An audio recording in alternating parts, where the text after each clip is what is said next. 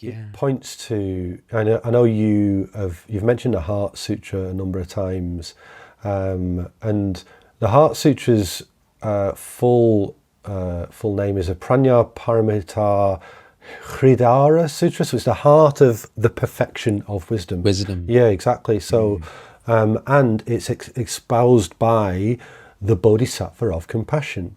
So, isn't it interesting that a lot of people talk about the Heart Sutra and they talk about form is only emptiness, emptiness is only form. So then in emptiness, no eye, ear, tongue, nose, mouth. And it runs through the skandhas, it runs through the body. And what it does is it pulls apart form so that emptiness can be seen, and then encourages us to hear the song of emptiness, the great Dharani, the radiant peerless mantra, the Prajna Paramita.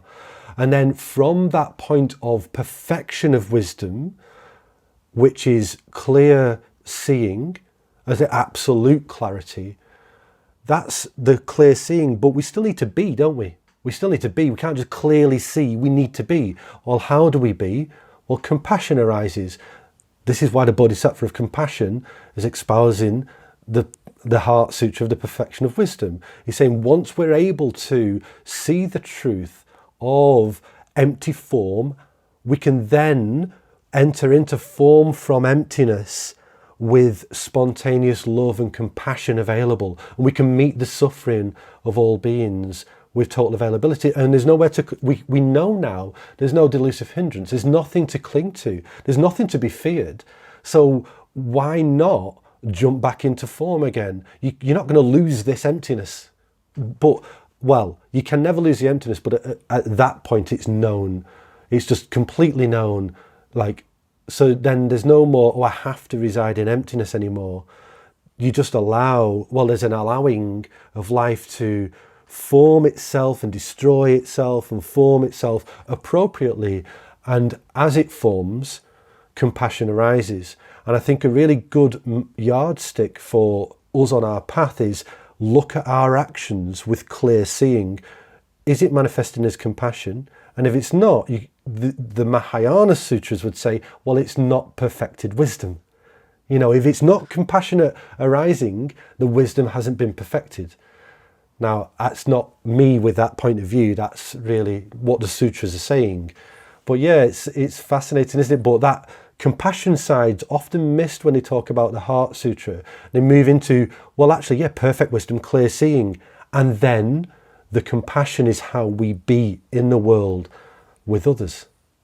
Yeah, it's so beautiful. Like, it's so beautiful. And this is why the Heart Sutra seems to resonate in a special way, because if you read it quite literally, you can fall into the emptiness trap. You can say form is emptiness, emptiness is form. So basically, all the skandhas are empty. Everything you thought. In fact, it's almost like going through all the previous Buddhist teachings and saying, you know, that Four Noble Path, all this, all that, empty. Empty. There's no attainment. There's no non-attainment. There's no suffering. There's no end of suffering. And you're just like, but wow, it's so empty. But that's not fundamentally the message. The fundamental message is, yes, so you see that, you need to see that to be able to show up with absolute, unconditional, surrendered compassion for all manifestation, because it's the same thing. From that is this. They're not two at all. And Avalokiteshvara, the Bodhisattva of compassion, is the one espousing it. And you're like, why he? Why him? How strange, because the Buddha in that sutra is in samadhi. He's like, I'm checking out. You guys handle this. He's just exactly. meditating. And then it's so cool. Isn't it beautiful? I mean, so it's so beautiful. Like so you know of Avalokiteshvara. I have to be honest, like, he's a little bit of my idol. Oh, right. We can maybe do some Kuan Yin fanboy shizzle another time. But I mean, as an embodiment of compassion. So the story, have you heard the story of the 1,000-armed Avalokiteshvara? So no. I'll maybe quickly point it out, only because it's a fun story and it's kind of like this archetypal, esoteric, very visual kind of thing, but it points to the depth of compassion. So Avalokiteshvara, or Kuan Yin, Kanon, Chenrezig, in different countries is known as different things. or she's known as Takes a different things. female form. Yeah, in Yeah, Kuan she, Yin, yeah, exactly. So there's one which is the 1,000-armed Avalokiteshvara, but he didn't start off that way. He made a vow to work with, this is as an awakened being, he made a vow to the Buddha to work with all the beings in samsara and free them all. And should he ever get disparaged, may he be shattered into 1,000 pieces. So then I think he did it for something like 1,000 years continuously, and then noticed he'd only saved 0.001% of all beings. And he got disparaged and got shattered. Amitabha shattered him into 1,000 pieces. So Amitabha's the Buddha of infinite light. So, but from that, Amitabha then came to him and essentially said, right, well, let's put you back together again, but we'll put you back together with 1,000 arms fanning around the back of you.